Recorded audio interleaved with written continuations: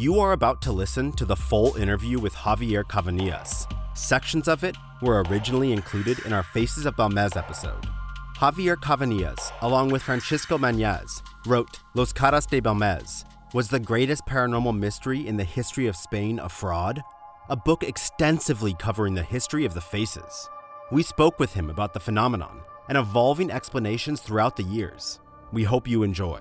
Okay, my name is Javier Cavanilles. I'm a journalist from Spain. I always been interested in Fortean phenomena, and I don't know why the faces of Bélmez crossed my path, so I started investigating what's one of the most important paranormal issues in Spain. Yeah, so what are the Bélmez faces, or the faces of Bélmez?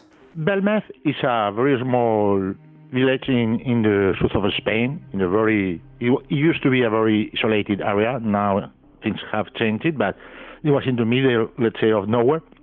And the faces are the strange figures or faces, because most of them look like faces that appears in the walls of a very small city, of a very small house, where a family, the Maria Cámara's family, lives. It started in the 70s. It has lasted until now. Yeah, who was Maria Cámara? Okay, no, Maria Cámara was a very, or is. It's very important to understand who he was, because when some people told the story, they forget about her background and then try to show her as some kind of Madame Curie of mystery, and she was not. She had a very sad story. His father and his mother, I think, they died when she was very young, and she married when she was still young. I think he has not 20 years when he get married, with Juan Pereira. Juan Pereira was a very old man who was widow and had 3 children. In Spain, in the south of Spain, in this area, for a young woman to marry a very older man with kids meant for the people that she was trying to find a way of surviving in life. So she had a lot of problems. And we are talking a very old society in Spain. It was with a dictatorship, a very Catholic country.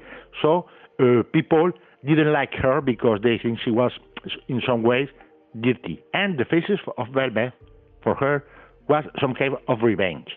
And it's very interesting because if you miss Maria Cámara, sometimes you miss the most important part of the story. So yeah, you mentioned kind of what was going on in Spain at the time. What was the town of Bélmez like at when these faces first started? The village was very small. I don't remember. We are talking about few thousand of people, and it was very funny because it was not. It was in a road that only crossed Bélmez. It's not a city or a place where you can go and to cross. You have to go to Bélmez if you wanted to go to Bélmez. So it was very isolated from the rest of Spain, but it was not so different for so many people, village in this area of Spain. A poor area, mostly with people very uneducated, with high levels of poverty. Yeah, that sounds like this kind of leads to a perfect recipe for what kind of happened. So how was the first face found, and when was it first found? Okay, I will talk first about the first face that Maria found, and then about the real first face. Maria was at home cooking one day. It was the village was in, I don't know how you, on holiday, let's say on holiday, they have a big party, a big fiesta for all the village, and she was cooking at home. And she realized that where she was cooking, what it's called La Pava, that it will be the first name of the face, where she was cooking, there was something that looked like a face, but not any face. It was very close to the face of the Jesus Christ, that was holding in the Cathedral of Jaén. So she thought what he has found was a signal, let's say, from God, more or less in the same way of the Virgin of in Mexico, the Virgin of Guadalupe. It was more or less the same thing. At the beginning, it was a religious thing that happened. What was the real first phase? Months before it happened, another woman, and her name is lost.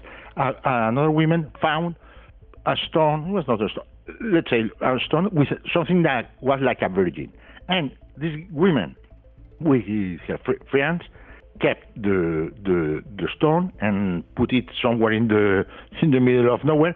And from time to time, they went here to pray to the Virgin. But Maria didn't belong to this group, so she was in some way an outsider of the town or the village, as I say. So in some way, Maria tried to repeat the phenomenon that has happened already in Bélmez. The faces of Bélmez, even people who have studied and want to forget, didn't start with Maria and didn't start at Maria's house. So do you think that because of that original face that the people of Bélmez were more inclined to start believing what was happening at Maria's home? People context of the village was very Catholic, so I understand when she thought she was finding something that was almost like the face of Christ. Everybody believed she was not lying. They believed in her words. So how did the people of the town find out about it? And how did people react? People reacted believing it was some kind of miracle. And in fact, in few days, people from other places surrounding Bélmez went to see the face. And then the news reached Sevilla, is the main city in Andalusia, in the south of Spain, and you have buses that went to see the face of Bélmez because they thought it was the face of Christ. So it was still a religious phenomenon. Interesting. So since it was such a religious phenomenon, why did the family destroy the original face? That happened because there are so many people who went to the village that the mayor said that they had to finish because the mayor knew it was a fake. In fact, it was not a fake. Fake is a very big word. It was a joke. The face has been painted by his son, one of his sons, and by a painter that lived in the same street. And because Maria, before she found the first face, was saying, I see something strange in my kitchen. Because he knew the story of the other women I told you in the village that had their own virgin. So she was always saying, I think there is very strange what is happening here. That's why the painter and the son of Maria painted the first face, the pava. That's why the mayor told to them and to say we have to finish because there is so many people coming here, let's say 3, 4, 5 times more people going to see the face that people living here. It was a very big problem for them. That's why they destroyed the first house, the first face. But because they have won some money, let's say money, they never get rich, but they got some money and they paint another face. But this second face that is lost was a very shitty face. It was not made by the same painter. So they have to destroy the second one, and then they paint the third one. The third one is the picture you have seen. If you type face of Bélmez, the face you see is like Gene Simmons from Kiss. That's the third face, the third pava, the third face of Bélmez. That's interesting. What does pava mean? Pava is it's in the slang they use in this small village to say about the place where you cook, because they have a let's say a room called the kitchen, but the fire was in the middle of the in the soil, you know. Got it. Yeah. They have no a kitchen. They did it at home. So the pava was the place where they cook.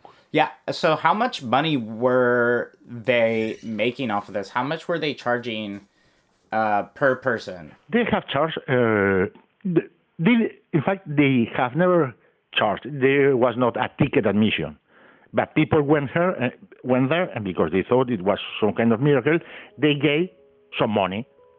And the father of the painter, who was a photographer, took pictures, and he sold the little picture of the face of Bélmez. In fact, it was not a very, very big business. It's true that they made money, or not a lot of money, but they did some money in a very poor area of Spain. And it lasts for, let's say, 2-3 months, no more than that. So yeah, it's true that they have made some money. Maybe now you can go to the house to see the face, and you gave them £5 or $5 or one. Or you can, if you want. You don't have to. If you want, you give them some money. But it's not something that's going to make you a millionaire. It's not Roswell. Even now they have a museum. It's not such a big business. Do you think that this financial reason was, even though it wasn't a lot of money, wasn't the money?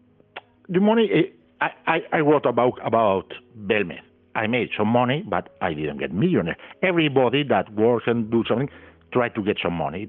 That happened. But I don't believe that the main idea in Maria's camera head was to make money with the faces.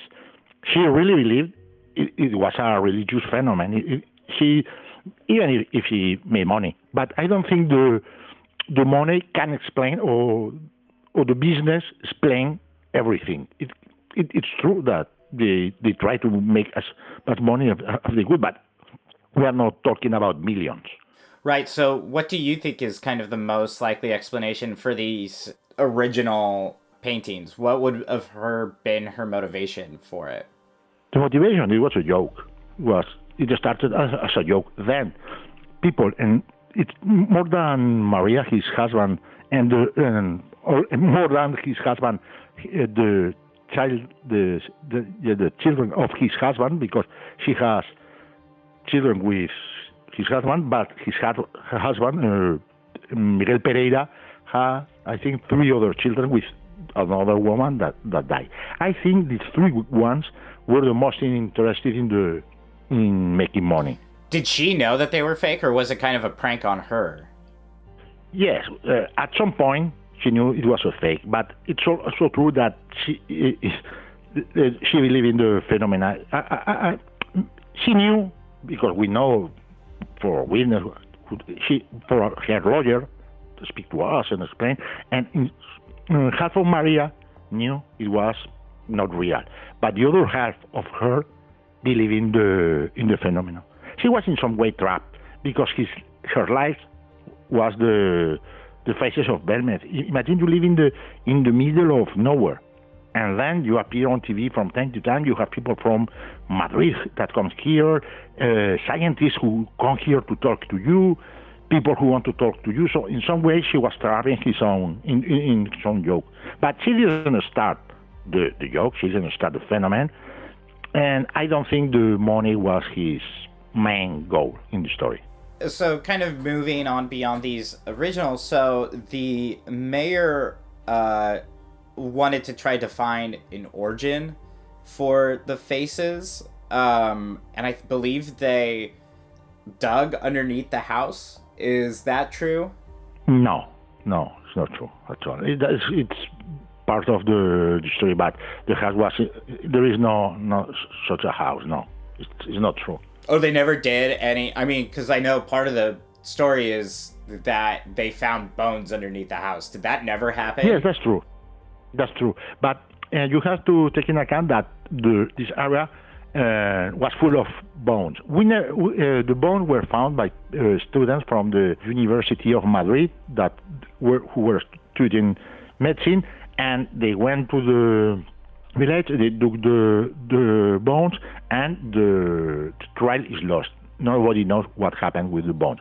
But we have to say 2 things. First, we don't know if these bones belong to human beings. That nobody knows. And you see the pictures, you can know. And the other thing that is that this area of of Bélmez de la Moraleda was full of bones from the animals, for instance, or because they have had long time ago wars between all the Spanish people and all Moorish people. So I think because they didn't found a house and a school, they only found small bones, and the bones were disappeared. But it's true that the bones were there, and it's also true that you dig a hole 50 meters away, I'm sure you will find more bones. Interesting. So it was students from a school who did that excavation of the bones? We know the story of the bones because journalists that was here the day they came, and maybe they were not people from any university, but a bunch of young people went there. They say they were students, that they were studying in Madrid, and they want to be doctors, and they want to study the bones. So they gave, I don't know who was, maybe the mayor, maybe Maria, gave them the bag with the bones, and nobody knew about. But there were a lot of people who came there promising things and never appeared again. Yeah, that's interesting.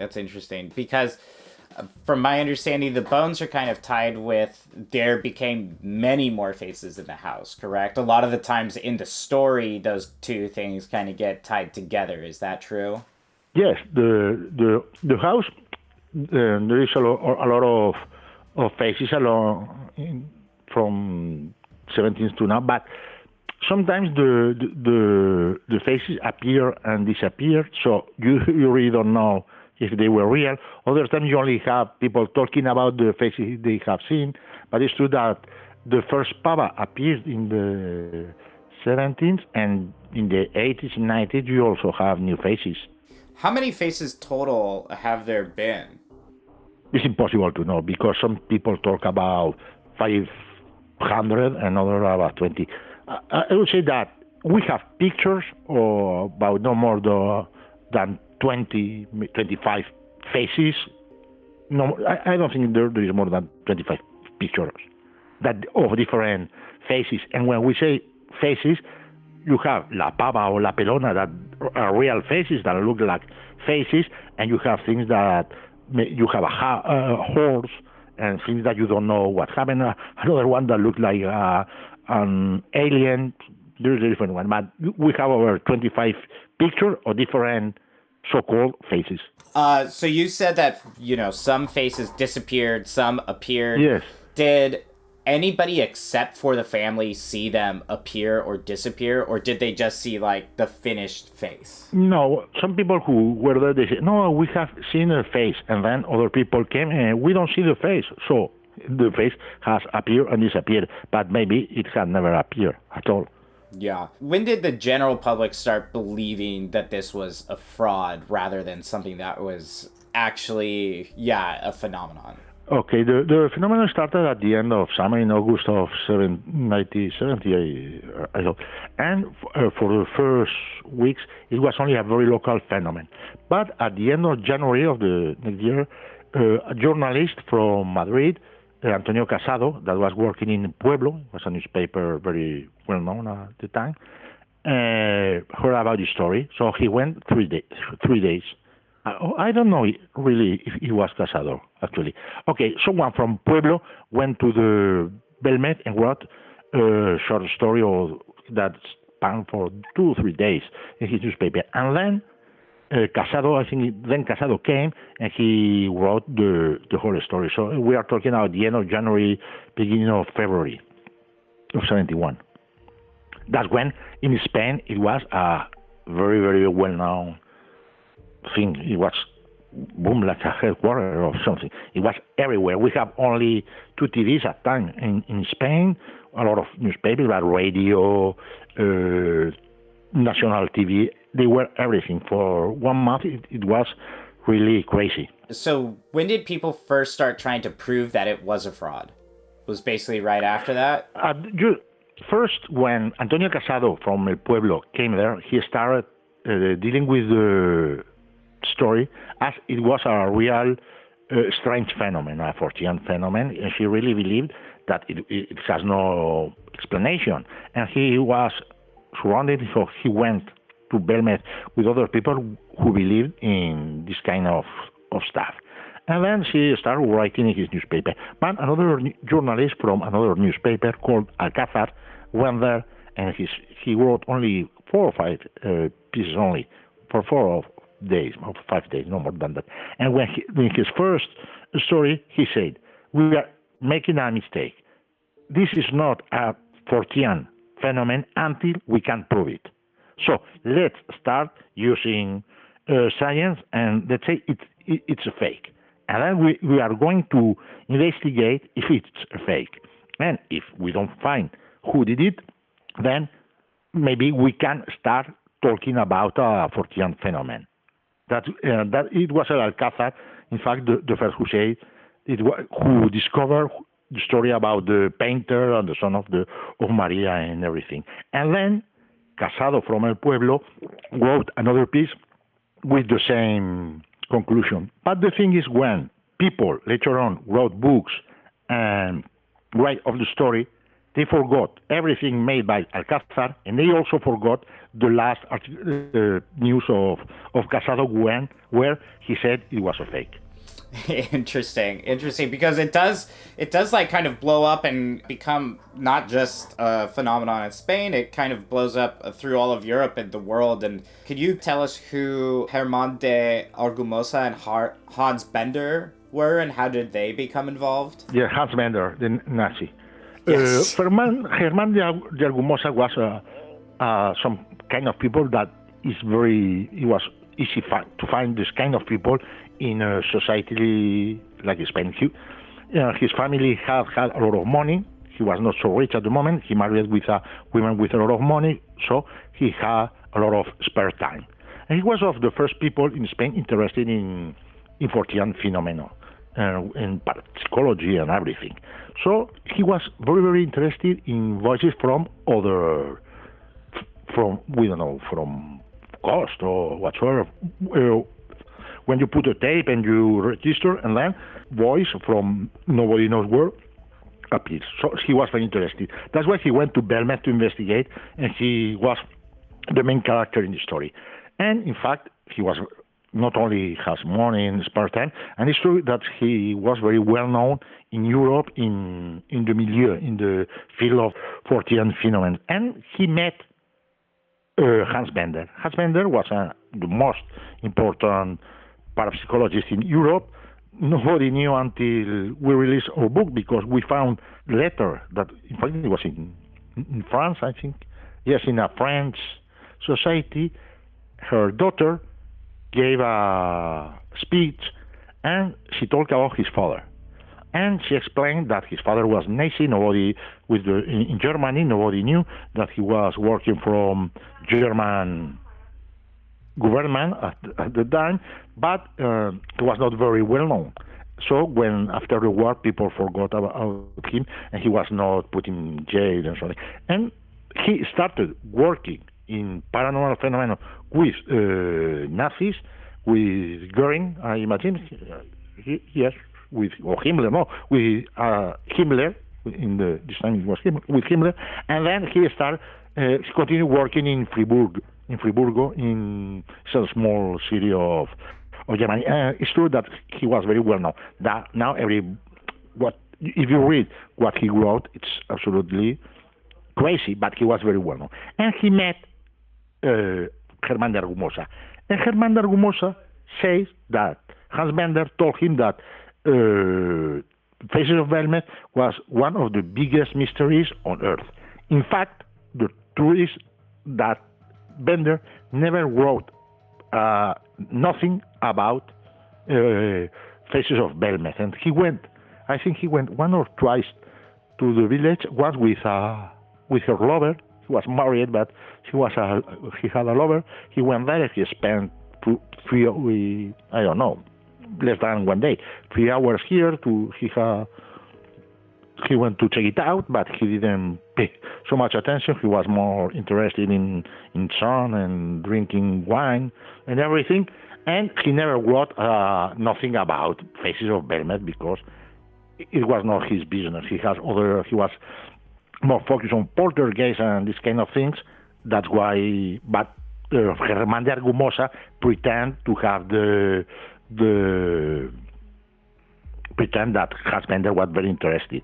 Fassbender was very interested in coming to Spain, but I don't think in the Faces of Velvet. And in fact, he went later on to Madrid to give a speech, and he didn't talk at all about the Faces of Bélmez.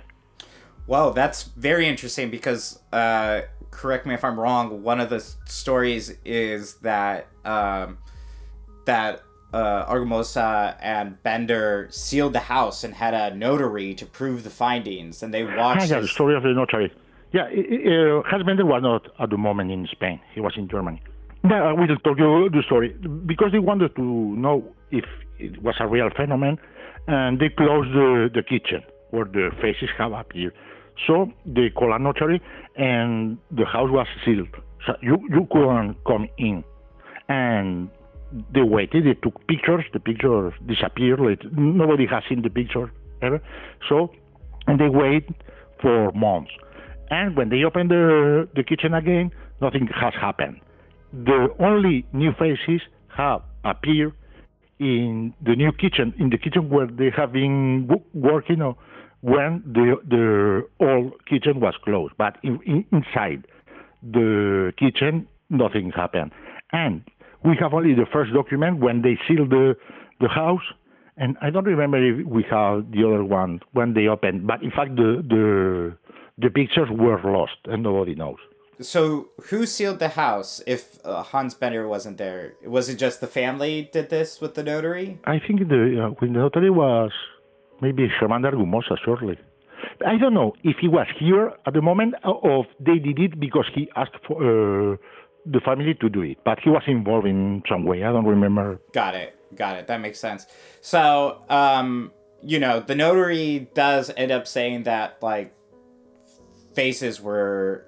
He watched them appear, watched them disappear, all of that. Do you think that was faked? Or what explanation do you have for the people who claim to have watched the faces appear and disappear with their own eyes? But the faces didn't appear and disappear, and the story of it is not anymore something that is not so important. In fact, it's one of the many things that happen there, but you can use it as a conclusion in a way that it proved that something strange happened. But there's no actual proof of anybody... No. Right. Not at all. Right. It's just part of the story. We don't... if the door was open. Right. So, beyond this experiment, were there other more scientific experiments put to the faces or not? Yes. Later, it's funny because the most important was made for people who were not involved in the affair. For people who live in Valencia, is where I live, and students, they were studying physics, I think. So they went to Bélmez and they asked Maria if they could dig a face and to send it to the university. And they found a very well-known scientist here in Valencia called Juan José Alonso that did study the face. And in fact, he found it was a print in the concrete, a foot in the concrete that looked like a face of someone. And it's true that you can see the picture. It's called El Obispo. It has different name, but if you see the face called El Obispo, you will see that it looked like a face. But it was, in fact, a print of a foot. The concrete was wet. So, and then this guy worked for the Council of Science in Spain. It was the most important institution. But he did it in his spare time. There are other people from the CSI, is the name of the institution, that also did some experiment. The first one found that some kind of painting has been used. And the third one only found that concrete was concrete. But the first one is very serious experiment. He took a lot of time, and they used a very high-tech stuff at the time. But the other one were not so well done. But the second is more or less good, and they found the painting, but the third one was almost a joke. Yeah. One explanation for the faces has been thoughtography. What is thoughtography, and is it a good explanation for it? Is it not a good explanation? No. The Argumosa was very influenced by Joseph Rhine. He was the father of the word parapsychology, I think, and he has a scientific approach of all the Fortean phenomenon. So he thought that the brain has a lot of things that could do, and we didn't know.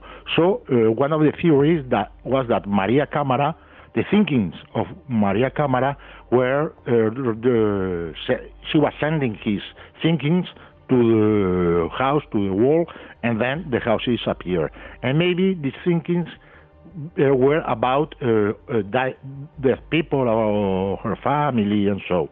But it's something that belongs to the 70s. Nobody believes in photography now. Yeah.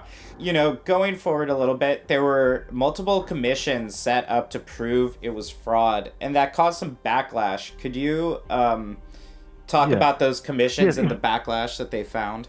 Yes, it's very interesting, because sometimes we think that only people who believe in paranormal phenomena were the tricky ones, were cheating, and it's not true. There is the funny commission led by someone called José Luis Jordán Peña.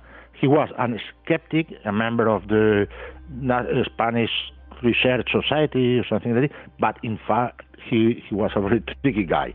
And he said someone, nobody knows who, from the Spanish government asked him to go to Bélmez to have a look and to study the phenomenon, the faces. In fact, he only was here for 2 hours, more or less. He went back home. He wrote 2 pages, more or less, and with no conclusion. He said that the faces were there, and he didn't know. In fact, but the thing is, with Jordán Peña, it's not about Bélmez. He tried to discredit the phenomenon, but about his background.